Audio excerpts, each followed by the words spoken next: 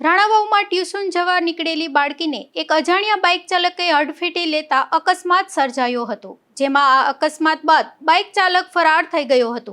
ત્યારે ઈજાગ્રસ્ત બાળકીને સારવાર માટે હોસ્પિટલમાં ખસેડવામાં આવી છે।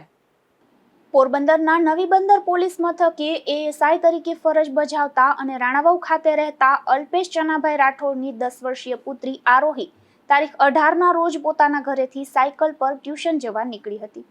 તે દરમિયાન વાડી પ્લોટ વિસ્તાર નજીક આવેલા 4 રસ્તા પાસે એક અજાણ્યો બાઇક ચાલક પૂર ઝડપે બાઇક લઈને આવ્યો હતો અને આરોહીની સાયકલને ટક્કર મારી હતી। આ ટક્કર વાગતા જ આરોહી રસ્તા પર પટકાઈ ગઈ હતી અને તેને ઈજાઓ પહોંચી હતી। ત્યારે અકસ્માત સર્જ્યા બાદ બાઇક ચાલક સ્થળ પરથી ફરાર થઈ ગયો હતો, જેમાં ઈજાગ્રસ્ત આરોહીને પ્રથમ સારવાર માટે રાણાવાવ સરકારી હોસ્પિટલ અને ત્યારબાદ વધુ સારવાર માટે પોરબંદરની ભાવસીજી સરકારી હોસ્પિટલમાં ખસેડવામાં આવી હતી। આ અંગે આરોહીની માતા ભાવનાબેને પોલીસમાં ફરિયાદ નોંધાવતા પોલીસે અજાણ્યા બાઇક ચાલક સામે ગુનો નોંધી વધુ તપાસ હાથ ધરી છે।